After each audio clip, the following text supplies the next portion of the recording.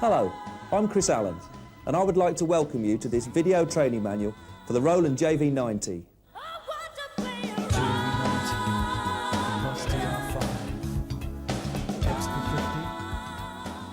The JV-90 has two sets of audio output sockets on its rear, plus a headphone socket. If you're using the JV-90 with headphones, then connect them to the headphone socket and adjust the volume slider to a comfortable listening level. It's probably a good idea to start with a slider at the bottom and work up. If you're using the JV-90 with an amplifier or a hi-fi, then connect the mix internal sockets to your amplifier. If you have a single channel amplifier, simply connect the left or mono output. In addition to the audio outputs, the JV-90 has more than its fair share of MIDI sockets. If you're using the JV-90 with an external sequencer, then connect the MIDI in of your sequencer to the MIDI out of the JV-90, and the MIDI out of the sequencer to the MIDI in of the JV-90. That extra MIDI in socket will be explained later on in the video. But for now, just ensure that the switch next to this socket is set to the internal position.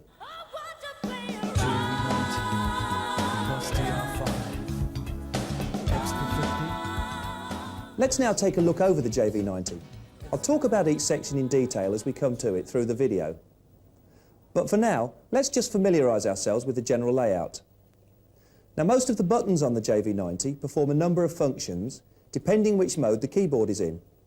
But the buttons are gathered together in groups under one heading depending on their function. From left to right then, the first thing we come to is the Edit Palette section.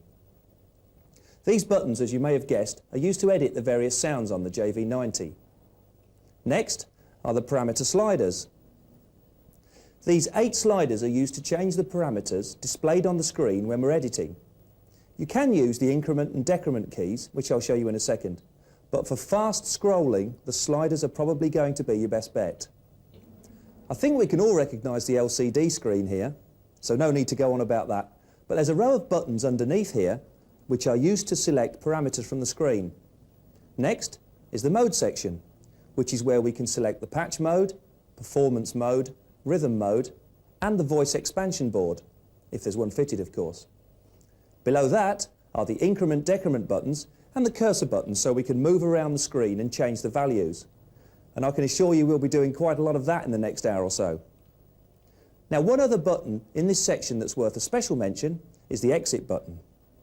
If you find yourself lost in a screen display you don't recognise, pressing the exit button takes you back to the previous display, which hopefully you will recognise. Quite a useful feature when you've lost your way and need to backtrack a little. Function buttons next. These buttons control some of the basic functions of the JV-90, like MIDI channels, tuning, that kind of thing. If you're in patch or performance mode, then it's the legend above the button that tells us the function. Top row for patch, middle for performance, and the bottom row for voice expansion parameters. And finally, the patch group buttons. This is where we can select patches, performances, rhythms, and so on. Now, don't worry if you found that whistle-stop tour a little too much to take in. I'll deal with most of these areas in detail in each section of the video.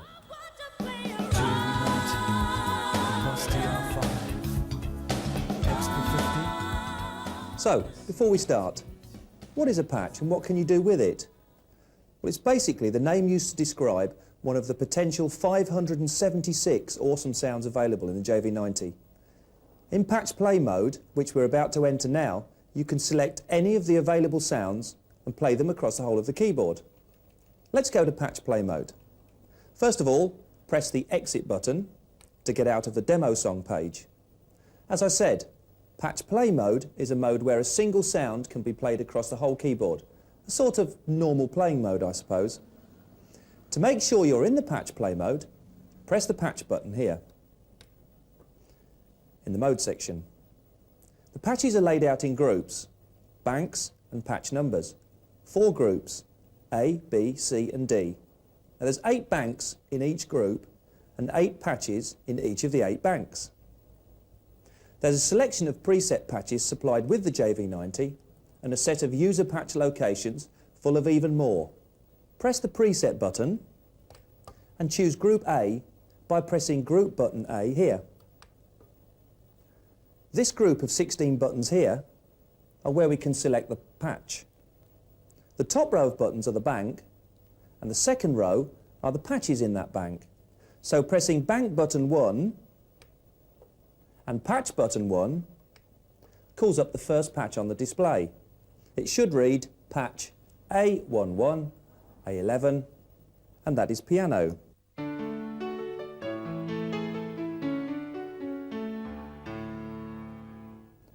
The other patches are accessed in the same way. If I press Bank button 7 and Patch button 3, Bank button 7, Patch button 3, I get a sound called flanged nylon.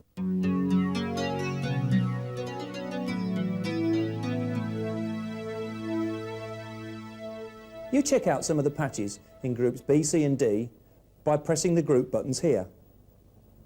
I've chosen Bank 7, Patch 7.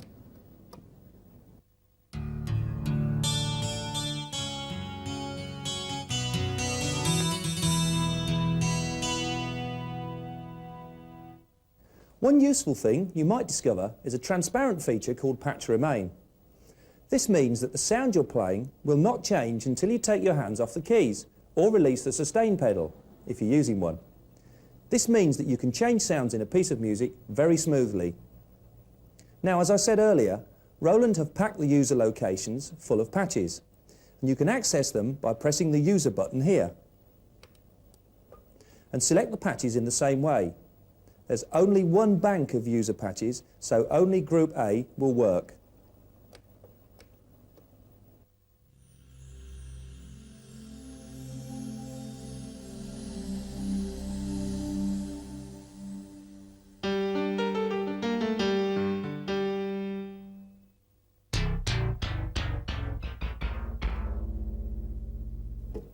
If you have the Wave expansion board installed, you can access even more sounds by selecting the Wave expansion button here.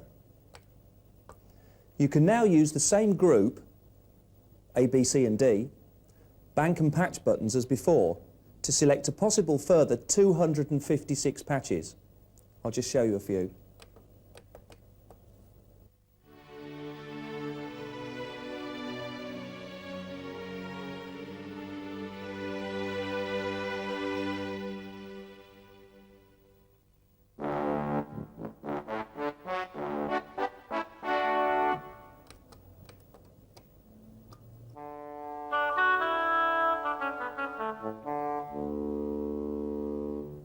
As I select patches from the expansion board, the display shows E for expansion, plus the group letter in the bottom left-hand corner.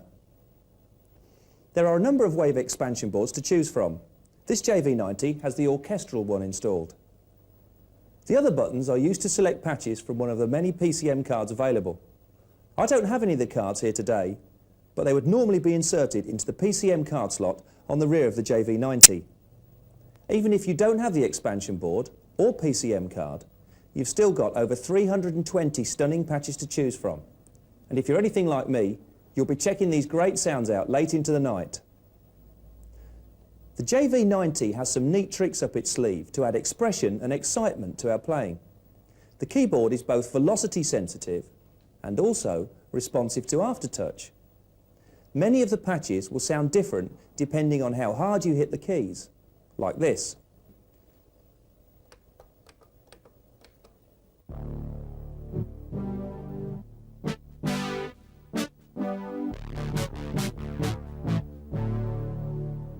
And the sound will change as I press the keys down whilst I'm holding a chord, like this.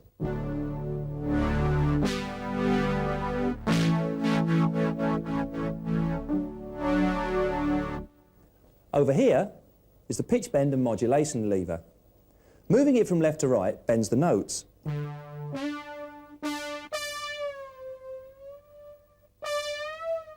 pushing it forward gives a vibrato effect called modulation. This slider here adds, believe it or not, presence to the patches. Presence is brightness or brilliance. Up at the top here, the patch is quite bright.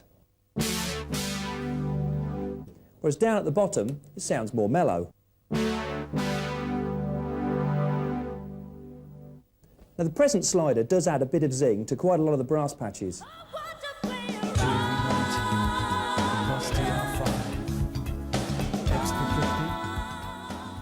A bit of theory now on what makes up a patch.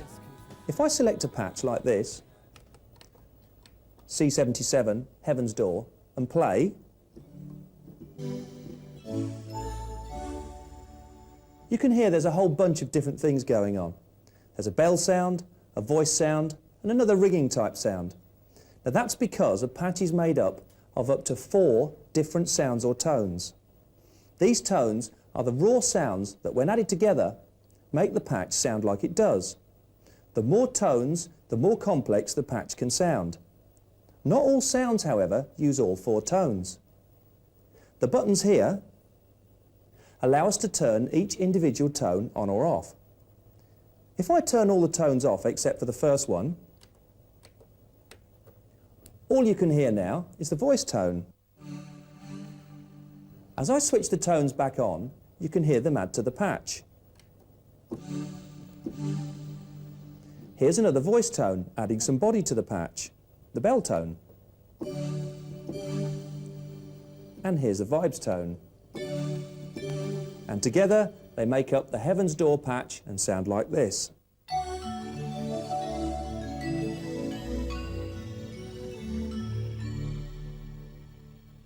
OK, it's all very well being able to switch tones on and off, but what about their respective volumes within the patch? What if I want to change that? Well, we're getting into editing territory now, so we have to look into the edit palette for the answer. And these sliders are it. Actually, it's just the first 4 to be precise. As I move the sliders up and down, you can see the 4 sets of numbers on the display here changing.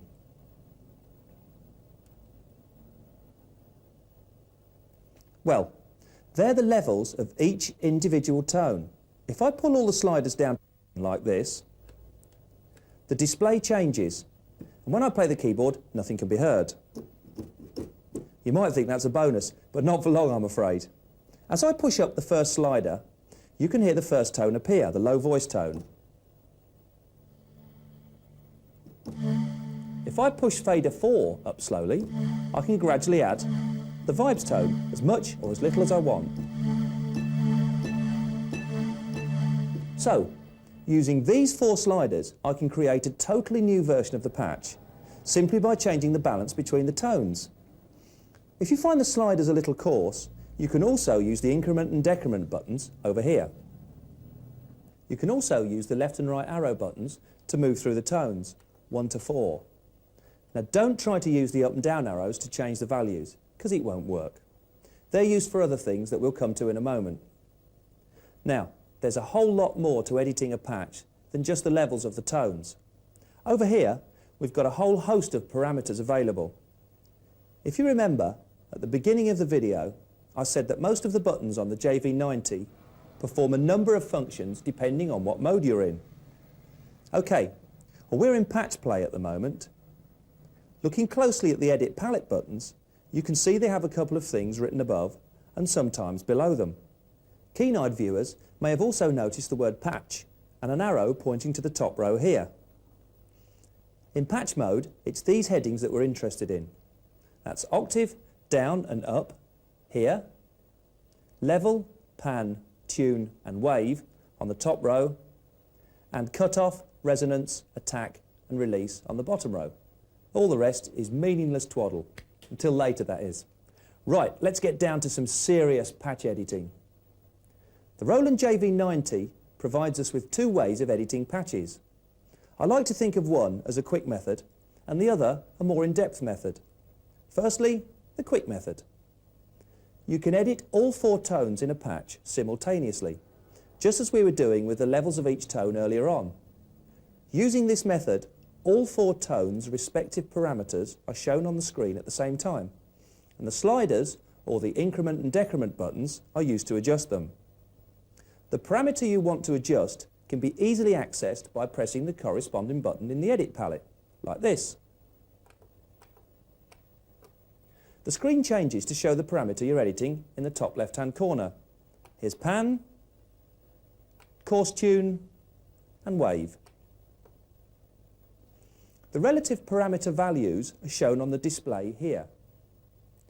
This is probably the quickest way to make changes to a patch. Simply select the parameter you want to adjust, let's say attack,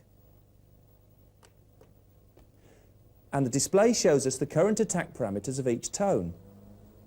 The display actually shows envelope T1 at the top right here, rather than attack, because the attack is part of the tone envelope, T standing for time. The envelope of a sound or tone is the way the sound is shaped, how quickly you hear the sound after the key is pressed, how long the sound plays for when you hold the key down, and then how quickly it fades away as you release the key. Attack is how quickly you hear the sound when you strike the key, and that's the parameter we can adjust here. I'll mute tones 2, 3 and 4 with the tone switch button, so you can hear exactly what's going on as I adjust the attack of tone 1. You can hear, as I adjust the attack,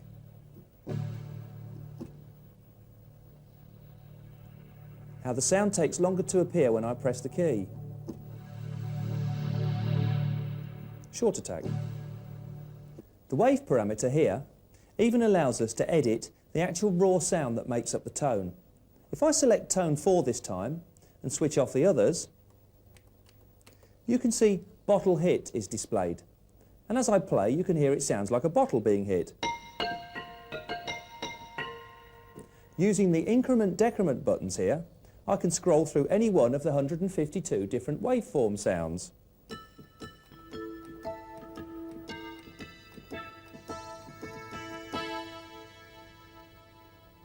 Selecting a new wave will give the patch a completely new sound. If I choose fretless, for example,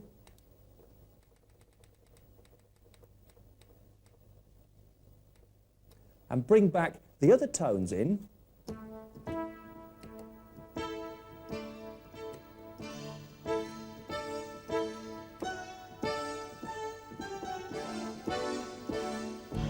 you can hear the patch has changed quite radically. Now this is a very quick and easy method of editing some of the basic parameters of each patch. Some of the keen-eyed amongst you may have noticed the up and down arrows on the display at the right here. There's a lot more to this editing lark than first meets the eye. There are more pages to each edit parameter. If I select the pan parameter and use the up and down arrows in the mode selection here, you can see the display change to show some of the more editable parameters in the pan section.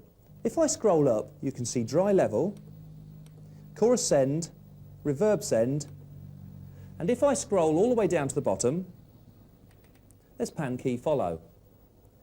These additional parameters are available in this mode of editing or the other in-depth mode I mentioned earlier. I think it best for now to just stick to the parameter that appears as soon as you press the edit button in this mode. As I said earlier, use it as a kind of quick way to edit the basic parameters of each patch. Now if you want to do some serious editing, what do you mean you thought that was serious? We need to access the patch edit mode.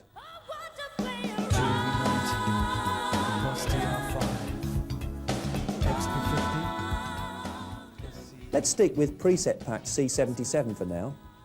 Right, press the edit button in the function section here. You've now entered the edit zone.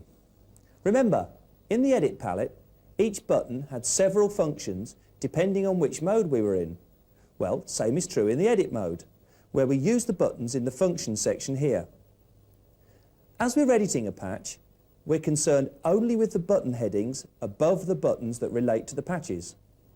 So, from left to right, that's Wave, LFO, TVF, TVA, Common, Effect, Control and Pitch. Now just to be awkward, as usual, I'm going to look at pitch first. So press the pitch edit button here. Before we do anything else, let's choose the correct page. Use the up and down arrows to select the uppermost page. Luckily, we're already there. The display should look like this. Now, there's a fundamental difference between this edit mode and the quick mode we were using earlier. In the quick mode, we could see all 4 tone parameters at the same time. But in this mode, we're editing the parameters of only 1 tone at a time. How do we know which one? Don't panic, the display has the answer. In the top left-hand corner here is a 1, followed by 3 lines. That signifies that we're currently editing tone 1. So what about the other tones? How do we access them? Simple. The second set of 4 buttons under the screen here, on the right-hand side, are where we select each tone, like this. You can see the display change to show the tone number in the top left corner, and the parameters change to show the parameters of that tone. By the way, the tone switch buttons on the left still enable us to switch tones on and off individually, which makes editing a little easier. OK, let's edit. First of all, select tone 1 using the tone select buttons, if it's not already lit. Switch off the other tones using the tone switch buttons. Playing the keyboard now, you should just hear the syn vox sound like this. In pitch edit, which is what we're currently in, the parameters for tone 1 are laid out across the display. Let's take a closer look. The first parameter, CRS, that's coarse tune to you and me.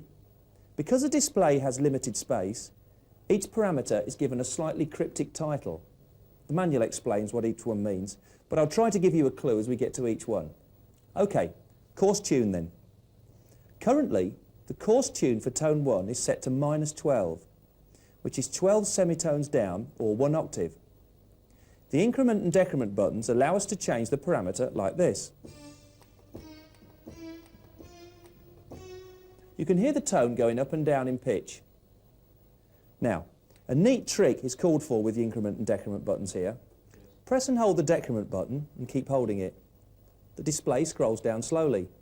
Now press the increment button at the same time, the parameter scrolls down faster. To go back up at the same speed, simply press and hold the increment button and press the decrement button as well, and the parameter shoots back up.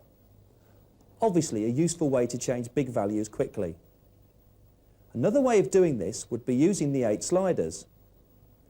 The number of parameters you're going to use would depend on how many sliders you need to use. So for example, 4 parameters would mean the first 4 sliders, and so on. In addition to that, another useful trick is to edit all 4 tones, or more than 1 tone at the same time. This is done by holding down the tone button and then selecting the other tones. You will now see asterisks on the screen. This means that any parameter changes will affect all selected tones. Anyway, that was coarse tune. What next? The left and right arrows move us between parameters, so press the right arrow to go on to fin. Fin is fine tune. Here you can adjust the pitch of the tone in cents or 1/100ths of a semitone. If you slightly change the pitch of a tone here, you can make the whole patch sound fatter because of the slight pitch difference between the tones. On old analog synths, big fat bass sounds were created by slightly detuning each tone generator. It's a simple principle at work here. Next, random pitch depth. Try adjusting the parameter and see what happens.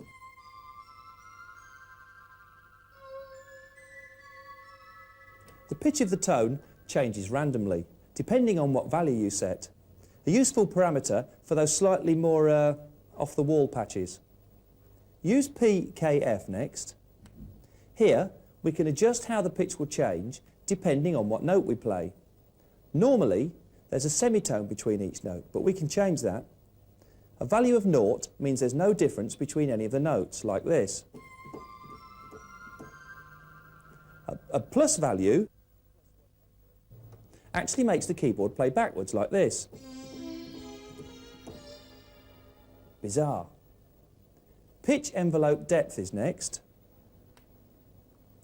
This parameter is the level or how much the pitch envelope will affect the tone. The next parameter is velocity envelope level sensitivity. And like envelope depth, it's how the pitch envelope values respond to velocity. That's how hard the keys are pressed. There's no more parameters left on this page, so use the down arrow to select the next page.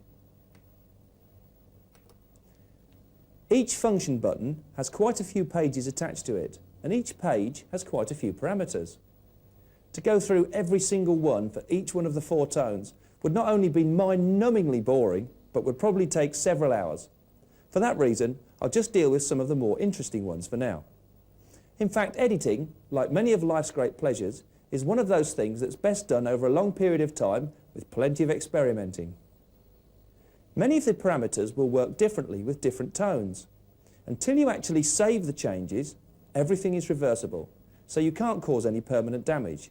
Just choose a parameter, change it, and see what happens. Press the Patch Edit Wave LFO button and scroll up to the top page. The display should look like this. On this page, we can select the raw wave of which the tone is based. If you remember, this is one of the parameters that we accessed in the Edit palette earlier on, but we've got a few more parameters to choose from. Use the left and right arrows to move to the 3rd parameter, wave number. The increment-decrement buttons allow us to change the wave.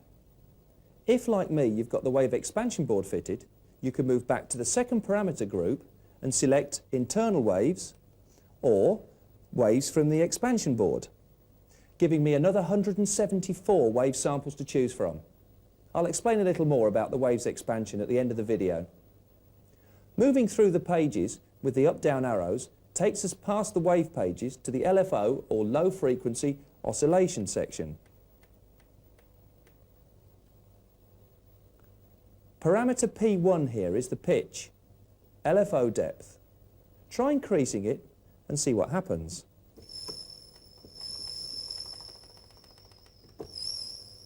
The sound changes, oscillates in fact. Use the up and down arrows to go to LFO1 page and display the waveform parameter, like this.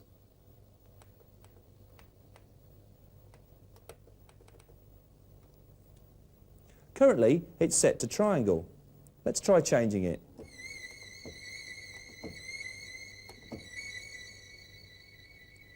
This is the wave that's oscillating the sound, so there are plenty of parameters to play with here. If, like me, your patch sounds a little odd now, you can easily get back to where we started.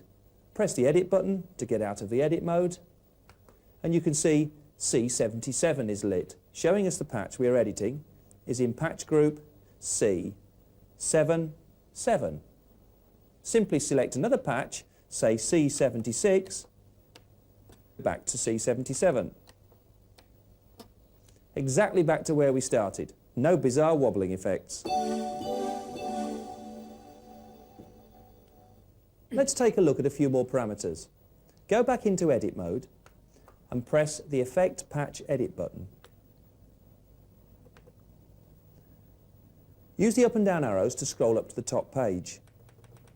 I'm going to use tone 4 for this example, so I'll use the Tone Select button here, and I'll turn the other tones off with the Tone Switch buttons here, so you can hear what's going on. You can see I'm going to edit tone 4 because the number 4 is displayed in the top left-hand corner. Our first set of parameters here are sends to the effects. That means how much dry or unaffected sound is heard, how much chorus and how much reverb. Try adjusting the levels and see what happens. A quick tip, on the left of the JV-90, remember the 2 buttons I mentioned marked reverb and chorus? These are the global on-off buttons for reverb and chorus, so make sure they're switched on, otherwise you won't hear anything change when you edit. Press the page down arrow a couple of times until the display looks like this. Here we can adjust the type of reverb, its level and how long it lasts. You may have noticed that the tone number that's usually displayed up here in the top left-hand corner has gone. That's because this is a global parameter for the whole patch and not just for the tone. The changes we make to the effect in this page affect all 4 tones in the same way and not just tone 4. Use the increment and decrement buttons now to change the type to delay. Now, move to time with the left-right arrows and decrease it.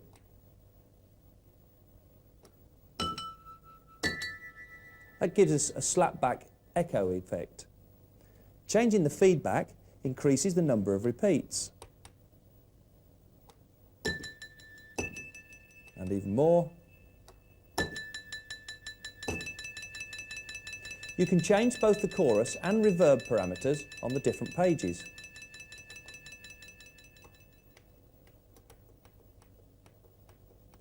Let's take a look at the parameters in the control section. Press Control in the function parameters. Here we can adjust some of the parameters that control the tone or patch as a whole. Things like aftertouch, modulation, and how the pitch bend lever will affect the patch. Try a few things out yourself. Go on, be adventurous. The common parameters are similar in that they cover the parameters that are global to the whole patch, like an overall level and pan for the patch. You can also change the name of the patch here.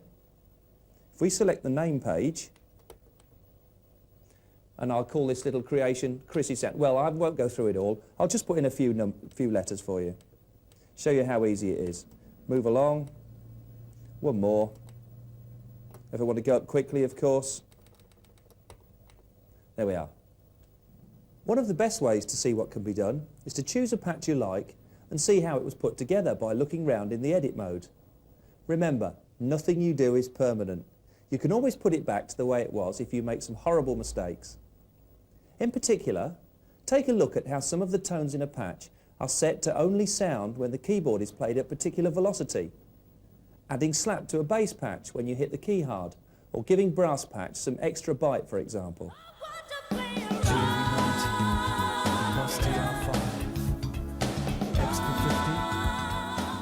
So what happens when we've edited all the tones and created a fantastic new patch? Time to save our creation to the JV-90's memory. You may have checked out some of the patches that Roland have already provided in the user banks, and this is where we're going to save our new patch. Over the top of one of the existing user patches, I'm afraid. Press the right button to get into the right mode, and use the left and right arrows to highlight the right option so it flashes. Now, press the Enter button and choose the location where you want your new patch to be stored. Now, there's no A, B, C, D groups this time, just banks 1 to 8 and patch numbers 1 to 8. You can use the increment and decrement buttons, or you can select the number using the patch select buttons. I'll select user location 88 with the patch buttons here. The display tells me that the patch Arctic Winds is currently stored here.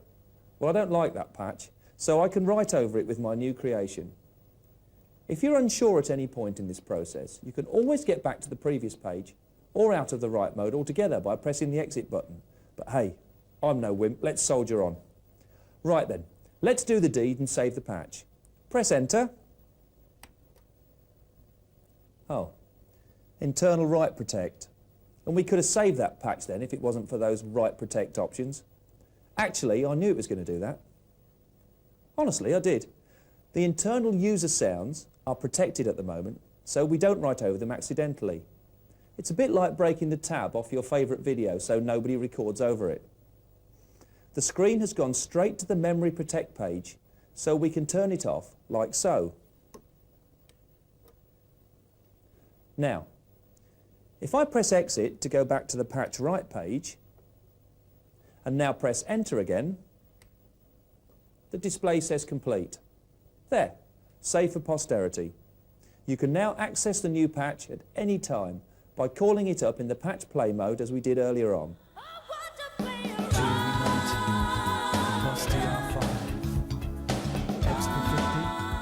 Up to now, you may have noticed an absence of drums, but with a quick press of the rhythm button, I can change all that.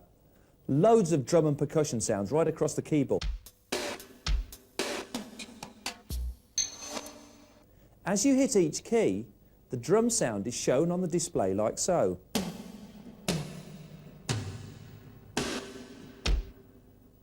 This makes it really easy to customise your own drum kit. Just hit a key and move the cursor with the left-right arrows to the number parameter at the end. Now, I can select any new sound with the increment and decrement keys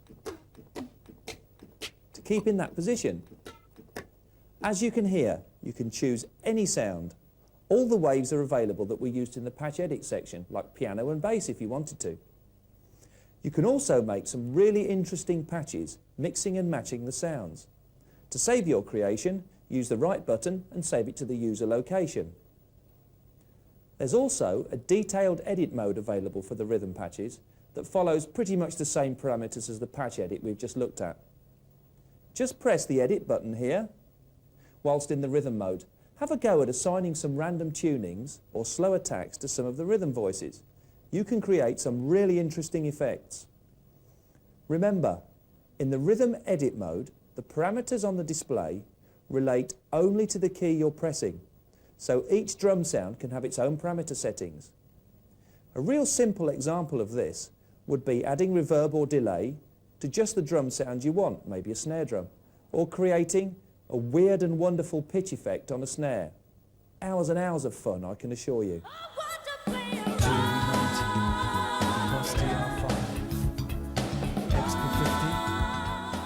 In performance play mode, you can combine 7 patches and a rhythm set to create even more complex and interesting sounds.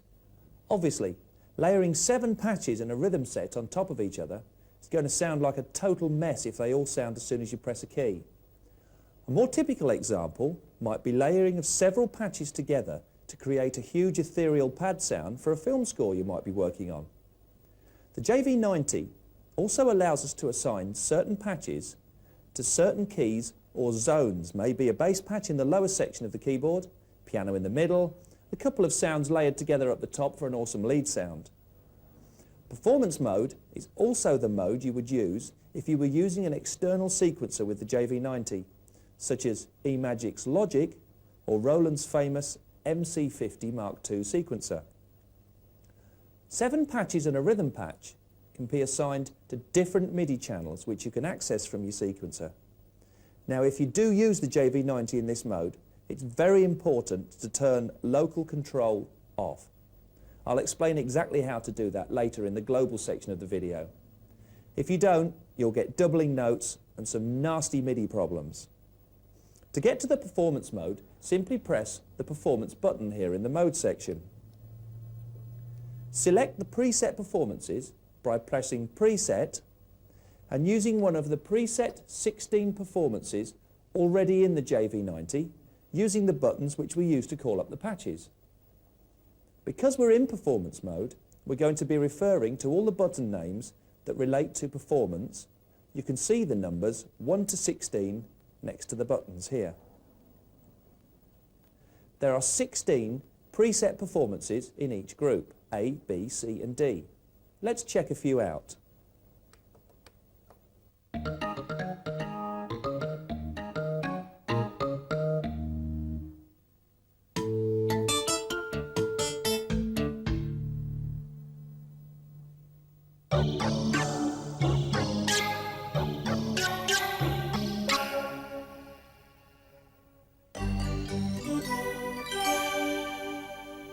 B6, for example, has several mallet-type sounds laid out across the keyboard,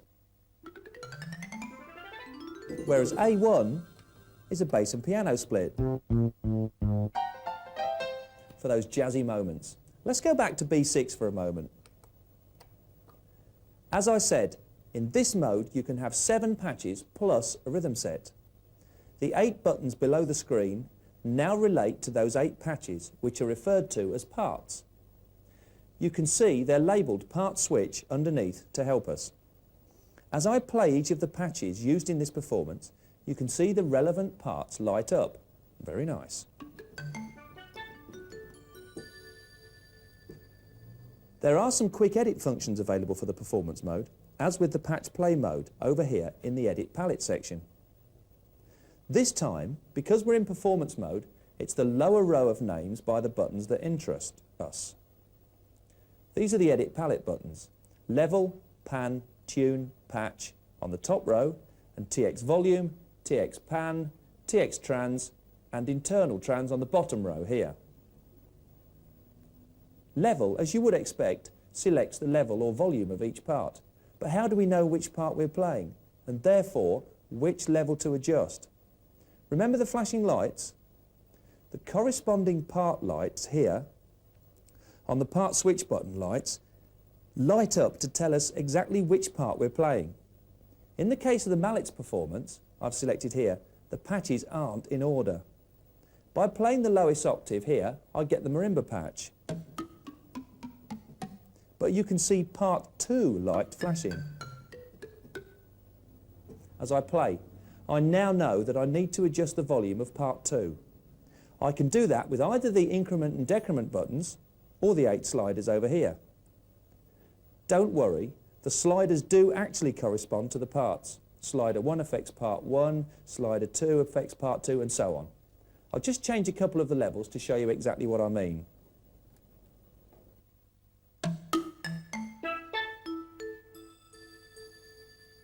In the middle of the keyboard is a steel drum sound. You can see part 4 flashing when I play. So I'll move to part 4 level with the left-right arrow keys. 1, 2, 3, 4. And then use slider 4 to adjust the volume like so. You can apply this logic, for want of a better word, to all the other parameters available here. The 4th edit button is patch and allows us to change the patch used for each part. The patch assigned to the top octave here is, according to my trusty light indicators, part 5. So I'll use the left and right arrows to select part 5. Up in the top right-hand corner of the display here is the name of the currently selected patch, Wave Bells in this case. A new patch can be selected, just as we selected patches in patch play mode all those hours ago, either using the increment and decrement keys, number 5 slider, or direct selection using the group, bank and patch keys over on the right here. If I take number 5 slider to the bottom, we can hear a piano along with the steel drum. And so on. I wouldn't worry too much about the parameters along the bottom row here for now. They relate to using the JV-90 with another sound module connected via MIDI. With the amount of excellent patches available, and don't forget the expansion boards in the JV-90 already, I don't think you'll be needing that function for a while yet. Let's look a bit deeper into the performance mode and do a bit of editing.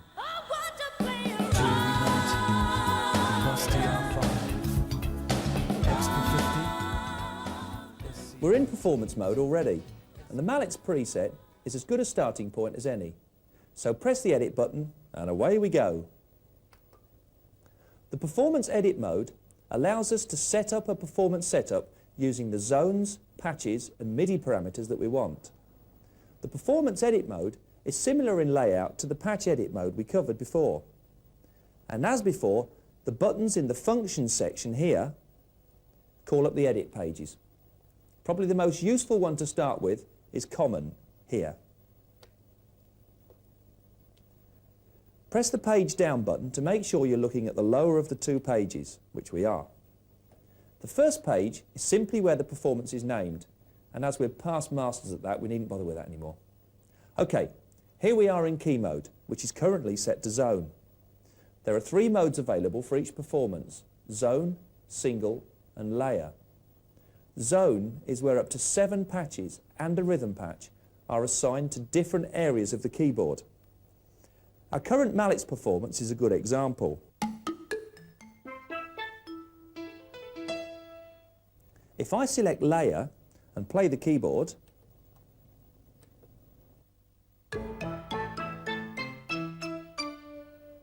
all the patches play at once. Lovely. Actually, if you select your patches carefully and mix the volumes, you can create some excellent sounds. Typically, you could perhaps create a moody piano mixed with strings and voices to accompany a big ballad number, And finally, single. In this mode, only one of the selected patches is available across the whole keyboard at once. Don't forget as well though, that this is the mode we use when connected to a sequencing device. To best demonstrate this, I'll get out of the edit mode by pressing edit again and play the performance. Now, what I've done there is I've forgotten to go back into zone.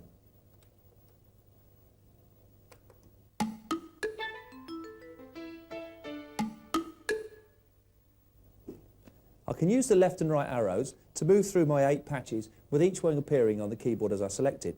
But before I do that, I have to go back into the keyboard and select single. Now, I can listen to any of the sounds I like, starting with piano, steel drum, vibes, jackal and marimba. How do we create our own performance?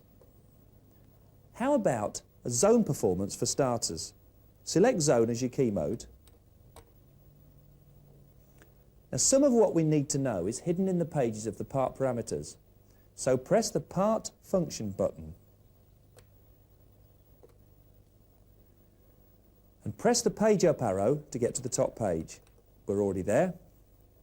Here we can select the patches we want to use in the performance. The left-right arrows select the parts 1 to 8, and as usual, the increment or decrement keys select the patch. Let's set up a few patches. A bass as part 1, B11 is fine. I'm already on part 1, so I simply select B11. Moving to part 2, I'll set in a piano, A11. Part 3, I'll have strings, B41. Part 4, alto sax, B68. And finally, a weird one for the top part, part 5, glass pad, D47. Okay, they're the patches I want to use in this performance. I can select a few other parameters in the part pages here, which we'll deal with in a second. But first I want to lay out my patches across the keyboard. I do that by pressing the internal zone performance edit button. Press the up arrow until you reach the top page. This is key range lower. In other words, where each of our patch zones will start. I'll set the lowest note of part 1, my bass, to C1, the lowest note on the JV-90. Move the cursor back to part 1, and I'm looking for C1.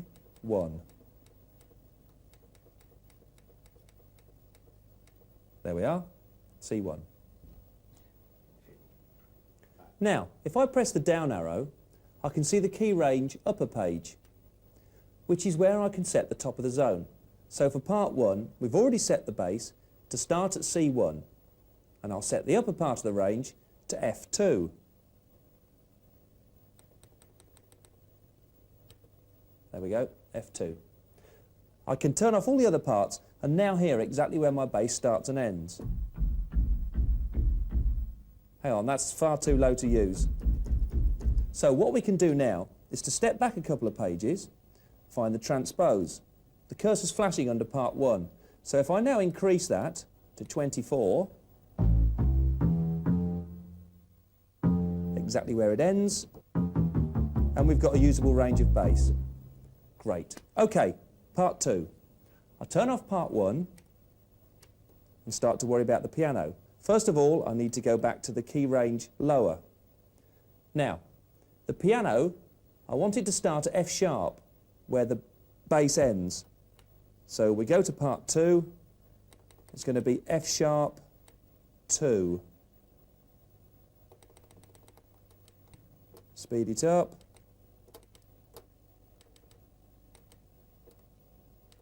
We're getting there, bear with me. There we go, F sharp 2.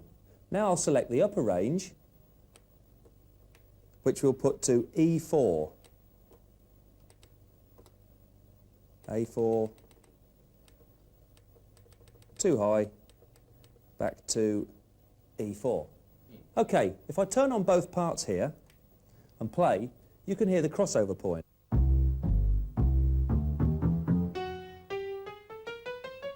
The piano will take me right up to, and we're out. I can just carry on setting the zones for each part. And remember, zones can overlap, so you can play several voices at once, just like the layer mode, plus other voices on other parts of the keyboard. Back to the part edit parameters now. Just need to press the part button. If I use the page down buttons, I can set each part's level. I can set pan, coarse tune, fine tune, receive channel, the voice reserve, chorus, reverb, receive program change, volume, hold and switch. The first few are pretty self-explanatory and we've seen them before in the edit palette. But what about the others? What do they do? Well, chorus and reverb on and off turn the chorus or reverb delay effect on or off for that part. In this performance I'm creating, I might want chorus on the bass, part 1, but only reverb on the piano, part 2. All that I can do. The voice reserve parameter takes a bit of explanation. Now, the JV-90 can play 28 voices at once. If you have a patch that uses only one tone, you can play 28 notes at once. However, if the patch uses 2 tones, that's reduced to 14 notes, and so on. Here, you can make sure a part has a certain number of voices allocated to it, regardless of what else you play. Now, the JV-90 automatically allocates the right number of notes to the best of its ability if you don't set the value here, so don't worry too much. I've been playing with the JV-90 for quite a while now, and I've found it pretty capable of handling its own affairs, so just don't worry if you don't quite understand this function. Receive channel selects the MIDI channel that the patch will respond to if you're using the JV-90 with a MIDI sequencer. Receive program change, volume and hold set how each patch will respond to incoming MIDI information. Again, when you're using the JV-90 with an external sequencer. The receive switch on-off page switches that part on or off as far as incoming MIDI data is concerned. I'll deal with the MIDI side of things in depth a little later on in the video, so for the moment, these brief explanations will just have to do. Pressing the Effect Parameter button allows us to alter the effects that are added to the performance as a whole. If you remember, the patch parameters enabled us to select if a particular part was going to have reverb or chorus added. Well, here we can change the type of chorus and reverb available. Okay, there's only one set of parameters left to look at, and they are found by pressing the TX Zone button here. The JV-90 can act as a very powerful mother keyboard to control a host of other modules and effects via MIDI. For example, you could set up a zone performance and layer up internal JV-90 patches with those of another module connected via MIDI. Just select the upper and lower limits of the zone as we've done before, and then select a MIDI channel for that particular zone to transmit on. When you play the JV-90, MIDI information is sent out of the MIDI out socket within the range of notes you've set. You can also set up how the connected module should react in terms of velocity, pan, volume, and even which patch to select, so that simply selecting a performance on the JV-90 can set up all of your connected modules ready for your recital. Now this brings us back to the MIDI parameters I mentioned earlier. The JV-90 can act as 8 synths in one. By setting each part of a performance to a different receive MIDI channel, you can play each patch independently by choosing the corresponding track on your sequencer. Now it's probably best to select the single play key mode if you're using a sequencer, as you're only going to be playing one patch at a time. Most MIDI sequencers can transmit volume, part and program select commands, and you can select which parts are going to respond to those messages in the part parameters.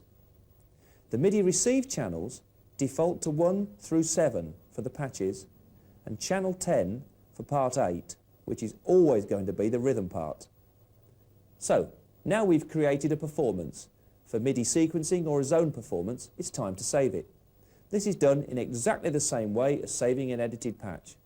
Simply press the right button and enter and choose a user location to save it in. Press enter to save. That's it. Well done.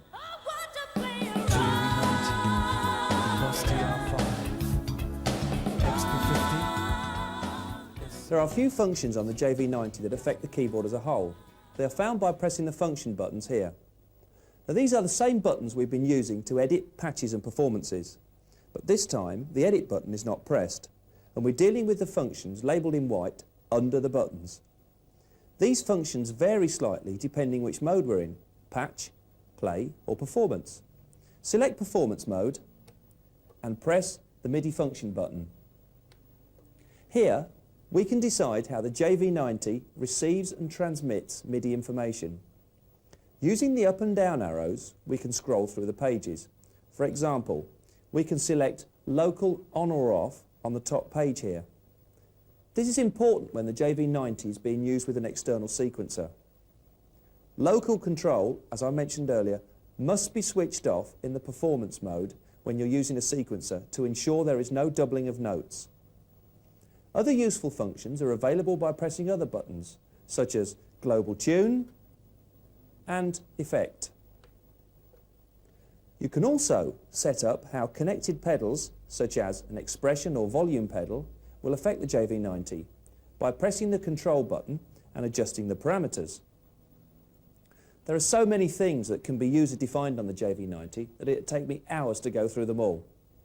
Suffice to say, most of them are set up with a pretty predictable and, of course, highly usable default setting.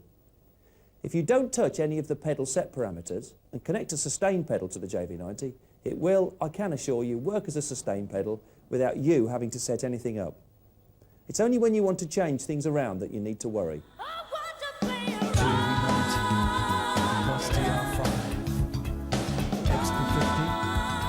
I briefly touched on the expansion boards earlier on in the video. There are two types of expansion board available, a waves expansion and a voice expansion. So what's the difference? Firstly, the waves expansion. If you remember back to patch editing, you may recall how we selected a raw waveform to use in the tone editing. What would be really useful now is for me to be able to talk you through an action replay of that part of the video and describe what's going on.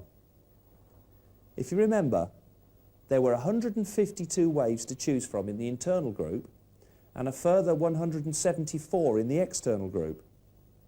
The external group is the wave expansion board, which is basically a whole new set of raw waves and a whole new set of patches that can be installed into the JV-90.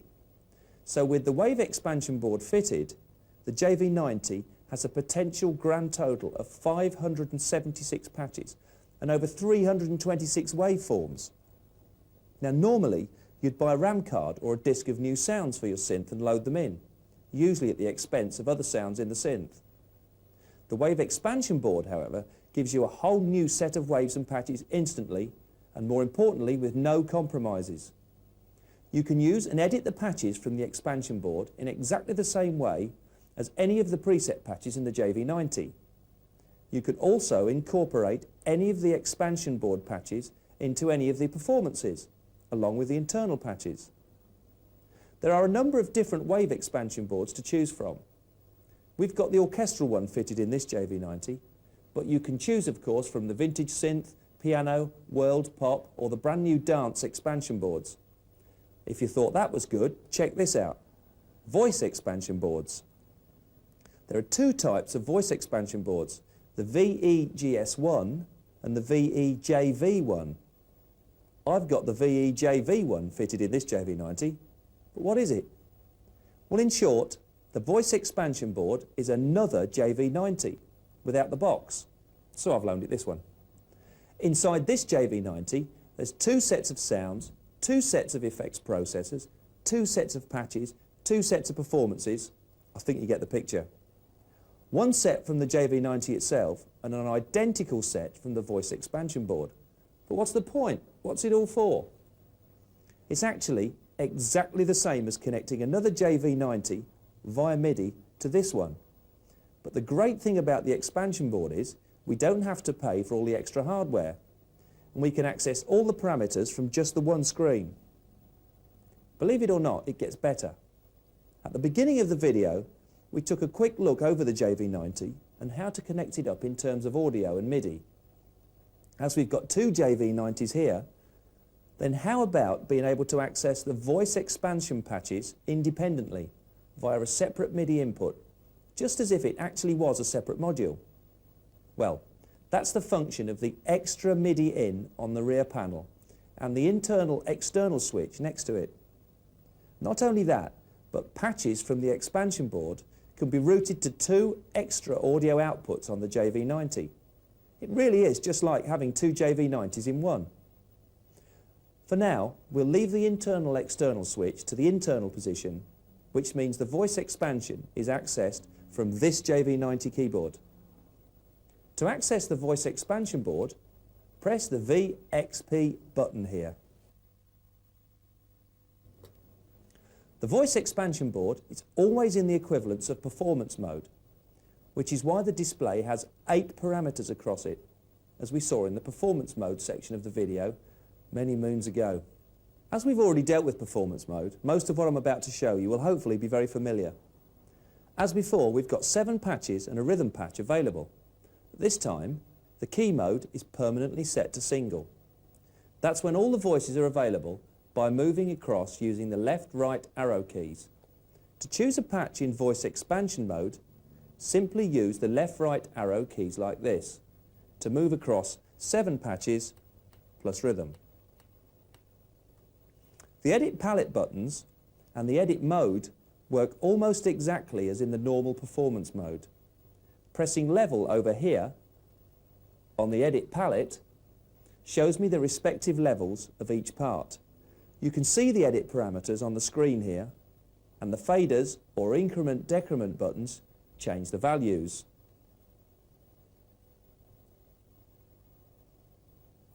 The parameters available are the voice expansion ones in the edit palette, so they are the descriptions below the buttons on the bottom row here: TVF, TVA, reverb, chorus and vibrato.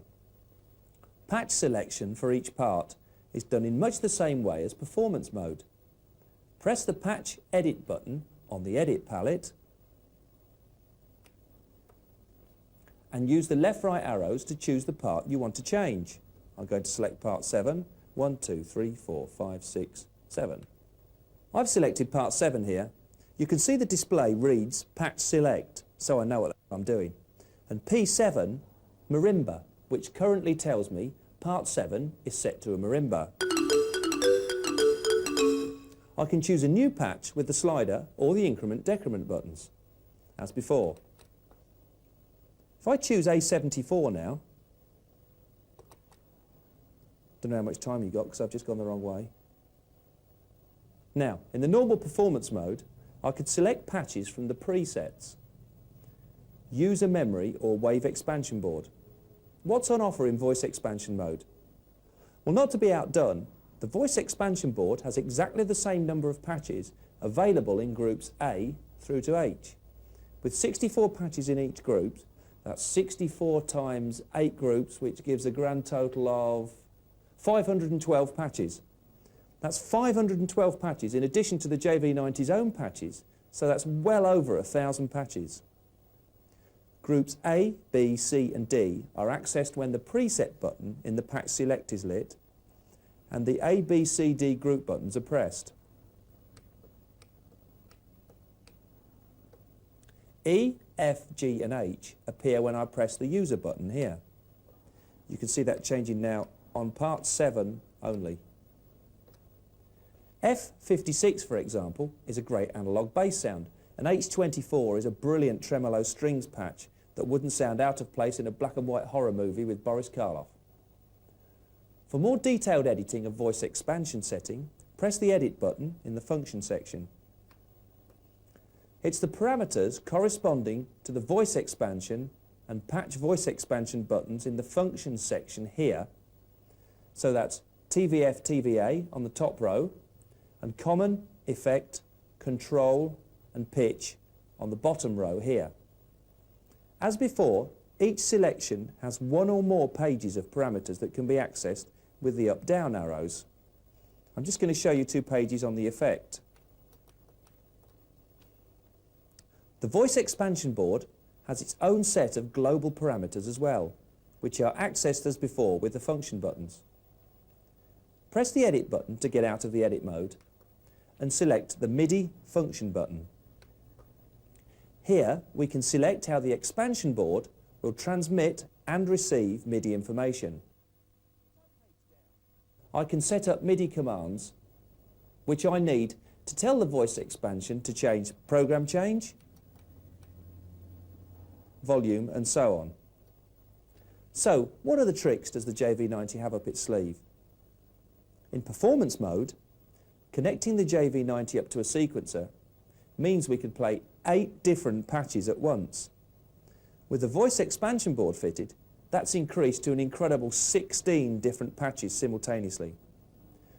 With the voice expansion MIDI socket on the back of the JV-90 set to external MIDI, information received at that input is sent directly to the voice expansion board. You could play the expansion board from another remote MIDI keyboard connected to the voice expansion MIDI in, or connect up another MIDI out from your sequencer to the voice expansion MIDI in, allowing you to play 16 different sounds. Whew. So, how about using the expansion board via MIDI? Press exit to exit the function mode and select level in the edit palette. Page right down to the bottom. Now it's here we can set the MIDI receive channel for each part of the voice expansion. Just move from left to right and set the channel. You see all the different voices changing there. It defaults to 1 through 7 with 10 assigned to the rhythm part. Now, MIDI information received at the standard MIDI in goes to the JV-90 performance, and MIDI information received at the voice expansion MIDI in is directed to the voice expansion board. In this mode, the JV-90 keyboard is separated from the voice expansion board, and the sounds can only be accessed via MIDI. It's all pretty incredible, isn't it? 2 JV-90s in one box. Well, that's about it, I'm afraid. I think you'll agree the JV-90 is an amazing keyboard, and with the wave and voice expansion boards fitted, it really shines as an innovative piece of kit. There's an almost endless stream of parameters that let you control almost every function of the JV-90 and create exciting new sounds. I hope that I've given you just a glimpse of what you could be doing with the JV-90.